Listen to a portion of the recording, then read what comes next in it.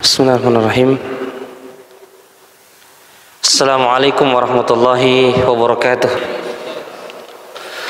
Innal hamdalillah nahmaduhu wa nasta'inuhu wa nastaghfiruh wa na'udzu billahi min syururi anfusina wa min sayyiati a'malina. May yahdihillahu fala mudilla lahu wa may yudlilhu fala hadiyalah. Asyhadu an la ilaha illallah wahdahu la syarika lah ta'ziman li sya'nihi wa asyhadu anna Muhammadan abduhu wa rasuluhu ad-da'i ila ridwanih. Salawatullahi wa salamuhu alaihi wa ala alihi wa ashabihi wa ikhwani. Amma ba'd. Sidang jamaah salat maghrib yang insyaallah dimuliakan dan dirahmati oleh Allah Subhanahu wa taala. Puji dan syukur kita panjatkan kepada Tuhan kita Allah Subhanahu wa taala yang sampai saat ini masih memberikan kita berbagai macam nikmat, sehingga sampai pada malam hari ini kita masih bisa berkumpul di masjid yang mulia ini untuk saling nasihat menasihati, mengingatkan Allah tentang Allah Subhanahu wa taala, ayat-ayatnya dan kisah orang-orang pilihannya, yang semoga dengan itu Allah Subhanahu wa taala membantu kita untuk menjadi pribadi-pribadi yang baik dengan mengenal orang-orang pilihan Allah Subhanahu wa taala. Allah taala berfirman, laqad kana fi qasasihim ibratul liulil albab. Sungguh pada kisah-kisah mereka terdapat pelajaran bagi orang-orang yang berakal. Ya, dan kisah mereka terdapat berbagai macam bentuk keteladanan, pelajaran yang semoga dengan itu semua membuat kita semakin rindu untuk berkumpul bersama mereka di surga Allah Subhanahu wa taala insyaallah. Salam dan salawat terus kita kirimkan kepada Nabi kita tercinta Rasulullah Muhammad sallallahu alaihi wasallam serta para keluarga, sahabat-sahabat beliau, dan kita berharap semoga Allah Subhanahu wa taala memberikan kita keistiqomahan untuk teguh di atas sunnah beliau sallallahu alaihi wasallam. Allah Subhanahu wa taala berfirman di dalam surah Al-Kahfi. Ya, di malam hari ini kita masih mengambil keteladanan dari pemuda-pemuda Kahfi. Ya, pemuda-pemuda Ashabul Kahfi yang telah diabadikan oleh Allah Subhanahu wa taala di dalam Al-Qur'an. Dan ini kisah yang Masya Allah, sebenarnya kalau kita betul-betul renungkan, ya, ini kisah yang betul-betul membakar semangat. Ya, karena pelaku-pelaku kisah dalam ayat ini atau kisah ini adalah para pemuda yang masih berada dalam usia yang sangat muda. Yang kita tahu bahwasanya pemuda itu atau masa muda secara umum masa di mana pergolakan batin sedang bergejolak di dalam jiwa. Orang kalau masih muda, ya, masih sibuk mencari jati dirinya. Siapa dirinya sebenarnya? Masa di mana masa-masa ini menjadi penentu juga, ya, akan kebahagiaan orang di masa yang akan datang. Disinilah puncak-puncak kekuatan yang Allah Subhanahu wa taala berikan di usia atau umur manusia. Wallahu ja'alakum min ba'di khalqin min ba'di dha'fin quwwah thumma min dha'fin quwwatan ba'da dha'fin quwwatan wa syaibah. Ya, Allah Subhanahu wa taala menjadikan kalian terlahir ke dunia dalam keadaan lemah. Setelah itu Allah Subhanahu wa taala menjadikan kalian kuat. Dan tafsiran dari kuat di sini adalah masa muda menurut sebagian penjelasan ahli tafsir. Maka Allah Subhanahu wa taala berfirman tentang Ashabul Kahfi itu, innahum fityatun amanu bi rabbihim wa zidnahum huda. Mereka adalah fityah, pemuda-pemuda yang beriman kepada Tuhannya dan Allah tambahkan hidayah dan petunjuk di dalam hatinya disebabkan karena iman yang telah mereka miliki. Dan menurut penjelasan ahli tafsir, diantaranya Imam Ibnu Katsir, ketika mengomentari tentang kata-kata fityah, pemuda, Ibnu Katsir mengatakan, ya, mereka adalah pemuda yang sangat mudah terpengaruh dengan apa yang masuk ke dalam pikirannya. Ya, jadi pemuda itu, ya, sebenarnya pemuda itu lebih gampang dipengaruhi daripada orang tua. Kenapa? Karena orang tua mungkin sudah punya keyakinan, tradisi yang sudah mengakar di dalam kehidupannya, sehingga ya kadang orang tua itu, apalagi ya orang tua jika dinasihati, apalagi jika berkaitan dengan tradisi keyakinan yang sudah diyakini sejak lama, itu kadang sulit untuk kita dakwai, butuh waktu. Adapun pemuda ini ibaratnya kita katakan tadi masih mencari jati diri, masih masa-masa bergejolaknya itu, mencari mana yang lebih tepat untuk diri saya, mana yang lebih tepat untuk ya kebahagiaan hidup saya. Itu para pemuda. Dan dari para pemuda inilah kadang Allah Subhanahu wa taala menggerakkan umat untuk menjadi orang-orang yang ya membawa perubahan di tengah-tengah masyarakat. Jangankan berbicara masalah Islam, pemuda dalam Islam, pemuda dalam sejarah kemerdekaan bangsa kita saja. Kalau kita berbicara masalah sejarah kemerdekaan bangsa kita, ya kita singgung sedikit ini masalah IPS ya, sejarah, karena untuk menghubungkan antara pemuda dalam Al-Quran dan pemuda dalam masa kemerdekaan. Kita tahu semua dan kita sudah pelajari, dan mohon diluruskan jika salah. Setelah Hiroshima dan Nagasaki dibom di awal-awal Agustus 1945 sampai pertengahan, Jepang pada saat itu sibuk untuk mengurusi negaranya. Yang kita tahu Jepang menduduki Indonesia 3 tahun ya, dalam masa penjajahan itu. Tatkala Hiroshima dan Nagasaki ini dibom habis oleh pasukan sekutu, Jepang sibuk mengurusi itu. Maka tokoh-tokoh nasional seperti Insinyur Soekarno, Muhammad Hatta, dan lain-lainnya sebenarnya sudah sejak lama merancang bagaimana kapan ini kita memproklamasikan ini kemerdekaan negara kita, karena mereka ini telah dijanji juga oleh Jepang untuk Jepang pada saat itu menjanjikan bahwasanya kalian boleh mengumumkan proklamasi kemerdekaan kalian. Tapi makanya mereka tokoh-tokoh golongan tua menunggu kerjasama dengan Jepang dalam masalah proklamasi kemerdekaan itu. Tatkala Jepang sibuk untuk mengurus kejadian bom itu, Hiroshima dan Nagasaki, muncul golongan-golongan muda dari tokoh-tokoh nasional, diantaranya Sultan Muhammad Syahrir, yang mendesak dan mengambil kesempatan itu di celah-celah kesibukan Jepang pulang atau mengurusi peristiwa itu. Sultan Muhammad Syahrir dan golongan-golongan muda bermusyawarah dan mengambil kesempatan di celah-celah waktu itu. Beliau ingin agar kemudian mempercepat proklamasi kemerdekaan Indonesia. Tapi Insinyur Soekarno, Hatta, dan golongan-golongan tua menunggu kesepakatan dan pembicaraan dengan Jepang karena ada janji dari mereka. Tapi golongan muda ini, kita tahu bagaimana golongan muda ini ya bergerak, bagaimana semangat yang dibawa oleh golongan muda ini ya. Akhirnya mereka apa? Mereka melaksanakan tanda kutip penculikan kepada Insinyur Soekarno dan Hatta ke sebuah desa yang terpencil bernama Rengas Dengklok. Ya, itu sudah kita tahu semua tentunya, Rengas Dengklok.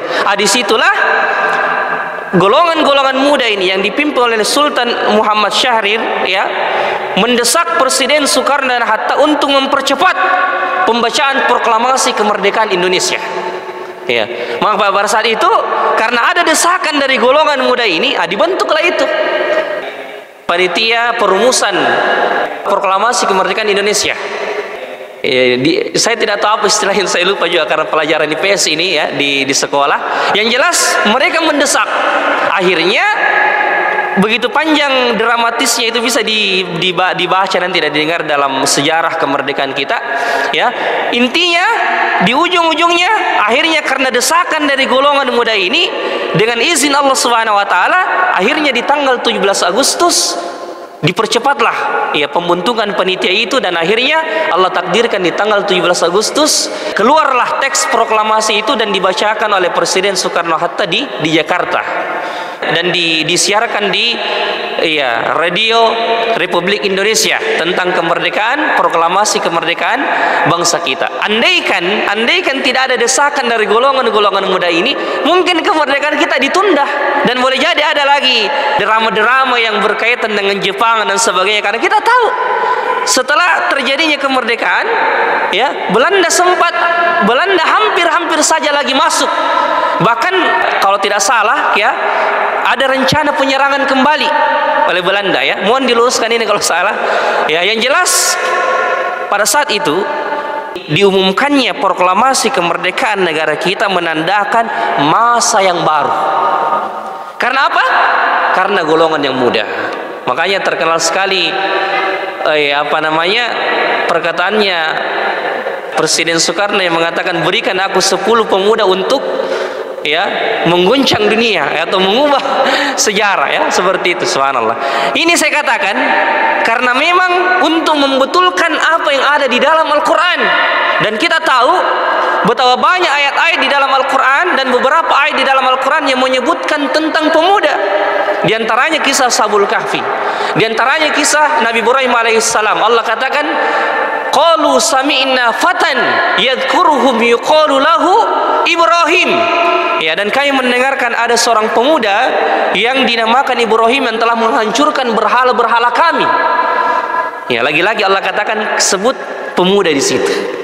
Nah, kita akan membahas sedikit bagaimana keteladanan dari pemuda-pemuda ini dalam menegakkan kebenaran. Allah katakan di ayat yang ke-13 ya dan seterusnya ya, setelah Allah Subhanahu wa taala mengatakan nahnu naqussu 'alaika naba'ahum bil haqq innahum fityatun amanu bi rabbihim wa zidnahum huda. Al-Kahfi ayat 13. Mulai dari ayat 13 ini dan seterusnya Allah Subhanahu wa taala merincikan kisah mereka di dalam Al-Qur'an. Mereka adalah pemuda-pemuda yang beriman kepada Tuhannya, maka kami tambahkan hidayah dan petunjuk itu di dalam hatinya. Mereka sudah punya iman, mereka sudah punya petunjuk di dalam hatinya, tapi tatkala mereka memperlihatkan keimanan mereka, betul-betul ya memperlihatkan kesungguhan mereka dalam beriman kepada Allah.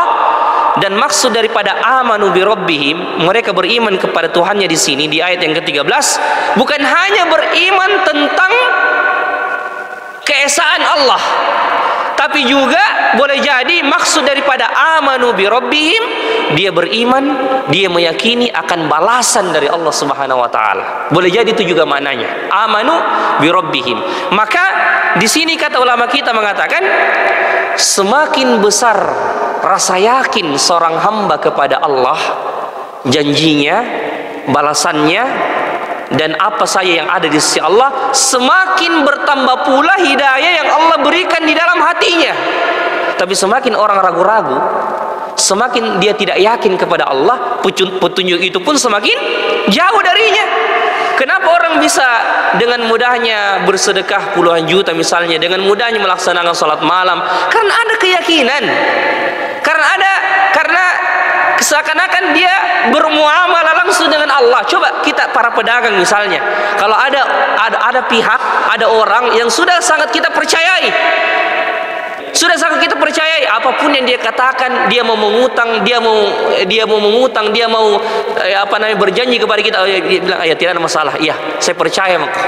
Begitu juga kita hamba dengan Allah. Tatkala kita semakin memperbaharui keyakinan kita kepada Allah, semakin kita kenal dengan Allah, semakin kita yakin dengan janji Allah, semakin besar pula Allah memberikan balasannya kepada kita. Seperti itu.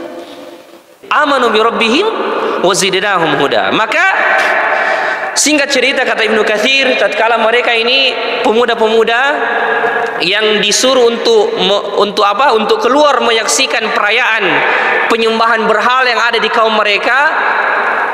Mereka ini sekitar 7 orang menurut pendapat yang lebih kuat. Setelah 7 orang ini menyaksikan berhala-berhala itu dan tidak sesuai dengan apa yang dia yakini dari agama tauhid, dari keyakinan tauhid, dan Allah Ta'ala alam tidak disebutkan mereka ini hidup di zaman Nabi siapa. Ada yang mengatakan mereka hidup di zaman Nabi Isa dan meyakini ajaran Nabi Isa. Ada juga yang mengatakan bahkan sebelum Nabi Isa, karena orang-orang Yahudi mengetahui kabar dari Ashabul Kahfi ini. Dan kita tahu orang-orang Yahudi duluan daripada Nabi Isa, karena orang Yahudi mulai ada sejak zaman Nabi Musa alaihissalam. Jadi tidak ada pendapat yang jelas tentang kapan pemuda ini hidup dan siapa nabi yang mereka ikuti. Tapi yang jelas mereka ini pemuda yang berkeyakinan tauhid. Ada nabi yang mereka ikuti, ada ajaran yang mereka yakini, yang dimana ajaran itu berlandaskan Islam dan tauhid pada saat itu. Tatkala apa yang dia saksikan dari penyembahan berhala dari kaumnya tidak sesuai dengan apa yang ada dalam hatinya. Dan di sini juga pelajaran, kata ulama kita, seorang muslim tatkala melihat kemungkaran, di situ dilihat sampai di mana besarnya imannya. Kalau dia tenang-tenang saja melihat kemungkaran, berarti imannya masih lemah. Tapi kapan sedikit saja dia melihat kemungkaran, dia gelisah, dia tidak tenang, bahkan segera meninggalkan tempat kemungkaran itu, berarti itu tanda imannya hidup. Karena ini Ashabul Kahfi tatkala melihat penyembahan berhala yang terjadi di tengah-tengah kaumnya, mereka langsung memisahkan diri satu persatu. Dari 7 orang ini, pemuda pertama keluar dari barisan, pemuda kedua keluar dari rombongan masyarakat, pemuda ketiga juga, sampai pemuda ketujuh, dan mereka berkumpul di satu pohon. Dan lebih hebatnya, karena mereka ini kata ulama kita belum saling mengenal satu sama lain, belum saling mengenal, dan tidak baku janji bahwasanya kita berkumpul di pohon itu. Mereka tidak saling mengenal. Mereka hanya satu keyakinan, bahwasanya mereka meyakini bahwasanya Allah Subhanahu wa taala adalah Tuhan yang patut disembah. Tidak pantas diberikan penyembahan dan ibadah ini kepada selain Allah. Maka mereka memisahkan diri dari perayaan penyembahan berhala itu, kemudian berlindung di satu pohon. Kebetulan ini takdir Allah Subhanahu wa taala, mereka 7 orang dipertemukan di situ. Awalnya mereka diam-diam dan tidak ingin membuka identitas dirinya kepada pemuda yang lain. Tapi lama mereka berdiam diri dan tidak saling membuka diri. Akhirnya salah seorang di antara mereka memberanikan diri mengatakan, "Apa yang membuat kalian memisahkan diri dari masyarakat kalian? Adapun aku mengatakan pada kalian bahwasanya aku memisahkan diri karena apa yang dilakukan oleh kaum dan masyarakat kita tidak sesuai dengan apa yang aku yakini. Karena aku hanya meyakini Tuhan yang satu yang telah menciptakan langit dan bumi, itu Allah Subhanahu wa taala." Akhirnya pemuda yang kedua berbicara, "Oh, saya juga itu. Gara-gara itu saya keluar memisahkan diri." Pemuda ketiga juga akhirnya membuka suara, mengatakan, "Saya juga seperti itu." Maka tatkala ulama menyebutkan tentang kisah ini, Ibnu Katsir mengutip satu hadis yang berbunyi, "Al-arwahu jududun mujannadah, fama ta'arafa minha ikhtalaf, wa ma tanakar minha ikhtalaf." Arwah ruh di antara tentara Allah. Kalau ruh itu saling baku cocok dan bertemu di alam arwah, dia akan bertemu di dunia.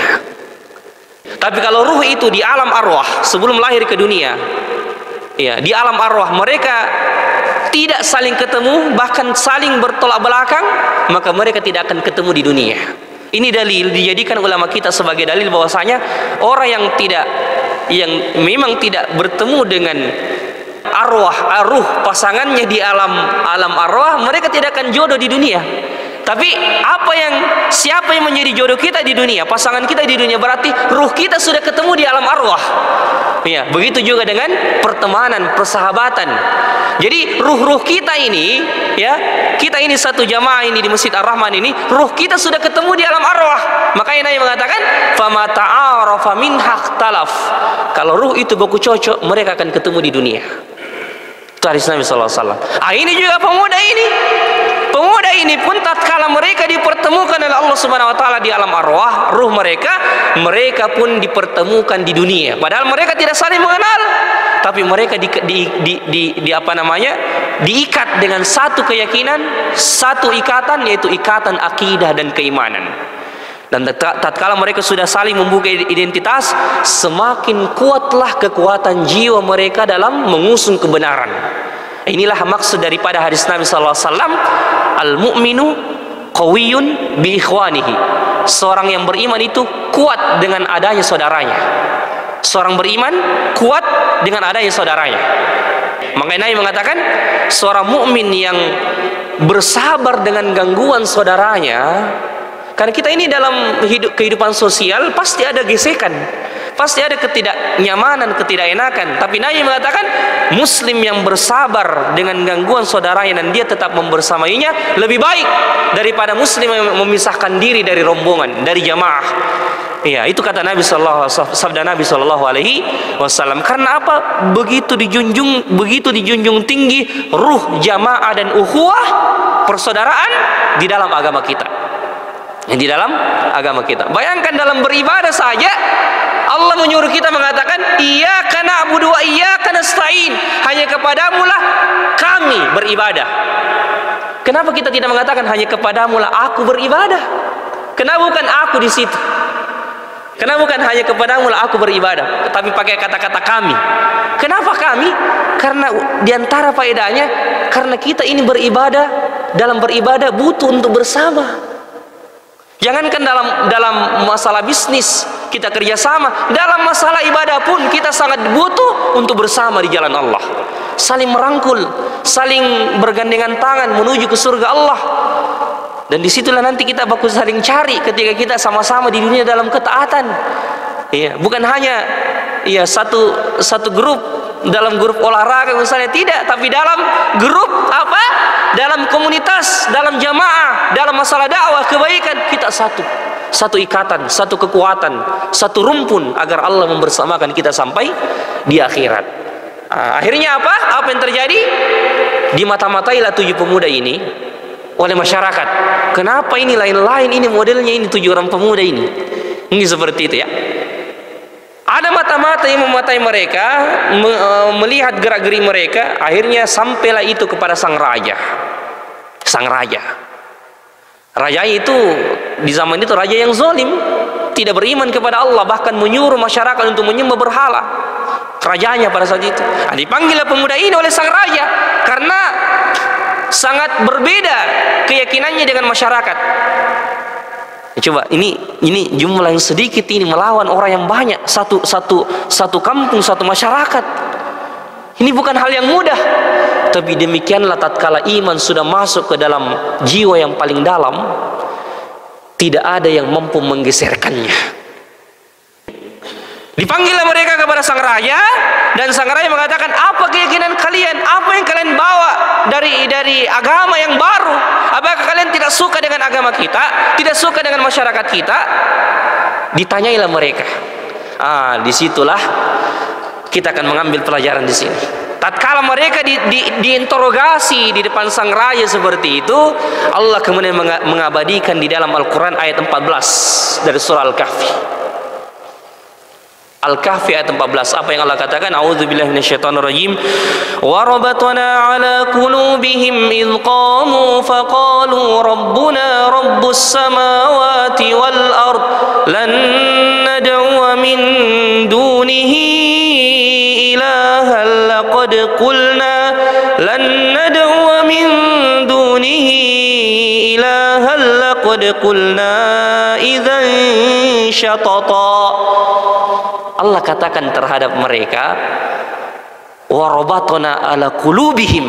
Warabatna, dalam bahasa Arab ar-rabat artinya ikatan, kami ikat hati mereka. Maksudnya kami ikat, kata sebagian ahli tafsir, kami sabarkan, kami teguhkan, kami kuatkan hati mereka di jalan Allah tatkala menghadapi, terutama tatkala berhadapan dengan rajanya pada saat itu dan keadaan yang sangat sulit pada saat itu. Allah sendiri mengatakan kami ikat hati mereka, kami kuatkan, kami teguhkan di saat-saat yang genting itu, di saat mereka diinterogasi, di saat ada peluang, di saat ada kesempatan, syaitan mencuri iman mereka tatkala berada dalam rasa takut. Karena orang kalau berada dalam rasa takut, ya, itu imannya bisa melayang. Imannya bisa melayang, bisa betapa banyak orang rela untuk menukar agamanya hanya dengan beberapa kardus Indomie, beberapa karung beras, rela keluar dari agama. Ya, karena apa? Karena iming-iming dunia atau karena ancaman yang keras. Makanya Allah katakan di sini, warabatna ala qulubihim, kami ikat, kami teguhkan hati mereka. Kapan itu? Dengarkan lanjutan ayatnya. Ketika Allah mengatakan warabatna ala qulubihim, perhatikan ayat 14. Saya mohon diperhatikan ayat 14. Allah katakan warabatna ala qulubihim, kami ikat, kami teguhkan, kami kuatkan, kami pertahankan hati mereka. Kapan? Idh qamu faqalu rabbuna rabbus samawati wal ard lan nad'u min dunihi ilahan laqad qulna idzan syatata. Ketika apa kata Allah? Ya, ketika mereka berdiri, kami teguhkan hati mereka. Ketika mereka berdiri lalu mereka berkata, Tuhan kami adalah Tuhan langit dan bumi, Tuhan langit dan bumi yang telah menciptakan kami, yang telah menguasai urusan dunia dan langit ini, yang telah mengatur urusan kami. Lalu mereka mengatakan, lan nad'u min dunihi ilahan laqad qulna idzan syatata. Sungguh kami tidak akan menyeru Tuhan selain Dia. Kalau kami berbuat demikian, tentu kami telah mengucapkan perkataan yang sangat jauh dari kebenaran. Apa hubungan di antara dua kalimat ini? Allah mengatakan pertama kami teguhkan hati mereka, ya, dan kalimat kedua mengatakan tatkala mereka berdiri mengatakan Tuhan kami adalah Allah. Ada hubungannya ini dua kalimat ini, ada hubungannya. Coba perhatikan. Saya mengajak kita merenungkan sekarang, mentadaburi, merenungkan. Tatkala Allah mengatakan kami teguhkan hati mereka, kami kuatkan hati mereka, ketika mereka berdiri dan berkata Tuhan kami adalah Tuhan langit dan bumi, dan kami tidak akan pernah menyeru Tuhan selain Dia. Di sini adalah pelajaran besar, dan inilah keteladanan yang paling hebat dari pemuda ini. Ketika mereka berada dalam situasi yang genting, mereka tidak segan-segan memperlihatkan, ya, dan meyakinkan. Ini bukan masyarakat biasa, ini raja, ini sudah di depannya, ini raja. Tapi mereka sama sekali tidak ragu, mereka sama sekali tidak bimbang, mereka sama sekali tidak takut dan gemetar untuk memperkenalkan Allah kepada raja itu. Bayangkan, siapa yang diperkenalkan? Allah. Allah yang diperkenalkan.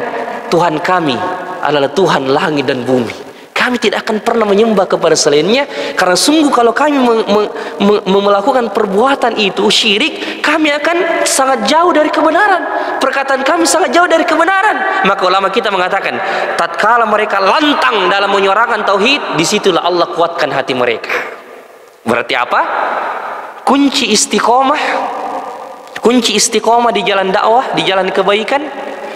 Pertama, jangan ragu untuk menyuarakan tauhid. Ini yang pertama. Yang kedua, jangan ragu dalam masalah kita memperkenalkan Islam, memperkenalkan Allah dan apa yang berkaitan dengan Al-Quran ini. Jangan ragu, karena di saat kita memperkenalkan dengan orang, di saat kita mendakwakan Islam itu sendiri, di saat kita memperkenalkan siapa itu Allah kepada manusia, disitulah Allah hadir bersama kita. Disitulah Allah ada untuk kita. Disitulah Allah itu bersama dan memberikan kekuatan batin dan kekuatan hati untuk kita. Karena mereka ini dengan lantang menyuarakan tauhid, tidak ragu-ragu meskipun mereka dalam ancaman. Tapi begitulah iman mereka, karena betul-betul yakin dengan agama tauhid, mereka tidak ragu mengatakan Tuhan kami adalah Allah. Dan ini kembali kepada status mereka sebagai pemuda. Ya, status mereka sebagai pemuda yang masih panas-panasnya ini. Ya, masih bergejolaknya semangat mereka. Iya, bukan apa-apa ini, bukan siapa-siapa ini mereka perjuangkan ini. Allah mereka perjuangkan. Tauhid mereka perjuangkan. Maka jangan ragu, jangan heran kalau Allah Subhanahu wa taala abadikan kisah mereka dengan sangat indah tatkala mereka betul-betul yakin terhadap apa yang mereka yakini. Maka di sini juga pelajaran tambahan, jangan malu untuk memperlihatkan status kita sebagai seorang muslim, sebagai seorang yang mengenal syariat, sebagai seorang yang mengenal Allah, sebagai seorang yang mengenal Islam. Karena kata Umar bin Khattab radhiyallahu taala anhu, nahnu qaumun a'azzanallahu taala bil Islam. Kita adalah kaum yang Allah telah muliakan dengan Islam. Mahmabtagoinal izzata bighairil Islam adzallana Allah. Kapan kita mencari kemuliaan selain Islam, Allah akan menghinakan kita. Allah akan menghinakan kita. Kapan kita mencari kemuliaan selain Islam, Allah akan menghinakan kita. Itu pelajarannya jemaah sekalian. Jadi kalau ada yang bertanya, Ustaz, bagaimana caranya istiqomah Ustaz? Hati ini lemah. Ya, hati ini mudah terbolak-balik Ustaz. Salah satu caranya untuk kita bisa bertahan, berdakwah. Dan berdakwah tidak harus seperti ini, seperti yang kami lakukan, dan tidak harus di mimbar. Justru kita men-share info-info dakwah, kita turut untuk menjadi partisipasi dalam sebuah video-video dakwah dan apa. Itu bentuk dakwah itu. Ya, membantu komunitas-komunitas dakwah untuk menyebarkan kebaikan, itu sudah bentuk dakwah itu. Ya, maka itu kunci istiqamah. Kunci istiqamah. Ya, kita lanjut. Mereka mengatakan setelah itu, haulai qaumun attakhadhu min dunihi alihah laula ya'tuna alaihim bisultanin bayyin faman adlamu mimman iftara 'ala Allahi kadhiba. Mereka itu kaum kami yang telah menjadikan Tuhan-Tuhan untuk disembah selain Allah, selain Dia. Mengapa mereka tidak mengemukakan alasan yang jelas tentang kepercayaan mereka? Artinya mereka ini selalu dalam meyakini sesuatu harus ada landasan. Mereka ini orang yang tidak gampang dipengaruhi. Karena mereka mengatakan, mengapa kaum kami tidak mengemukakan alasan yang jelas tentang kepercayaan mereka? Kalau memang mereka yang orang benar, kenapa mereka tidak menyampaikan juga kepada kita tentang kebenaran Tuhan mereka? Kalau Tuhan mereka memang benar, kalau Tuhan mereka memang benar, ya artinya mereka ini pemuda yang cerdas. Pemuda yang cerdas. Mereka tidak mau berbuat, mereka tidak mau berkata, tidak mau berucap kecuali berlandaskan ilmu dan keyakinan. Begitu juga dengan kita. Tidak gampang dipengaruhi, terutama dalam masalah agama. Terutama dalam masalah agama kita, akhirat kita. Ya, kita tanya, adakah dalilnya, akhi? Apakah ada ayatnya dalam Al-Quran? Apakah ada hadisnya yang menjelaskan tentang itu? Kalau dia sudah menjelaskan hadisnya, dia sudah menjelaskan ayatnya, oh iya, kalau gitu saya terima, saya percaya.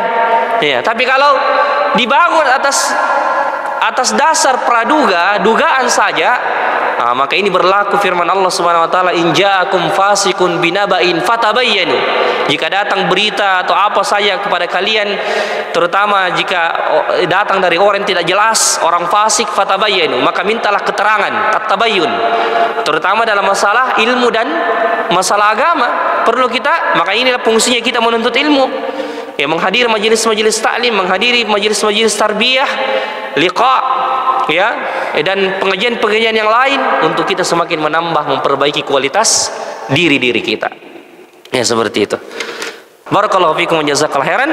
Mungkin ini saja yang sempat kita sampaikan pada kesempatan kali ini. Insyaallah kita lanjutkan pada pertemuan akan datang di ayat yang ke-16, masih pada keteladanan dari kisah Ashabul Kahfi.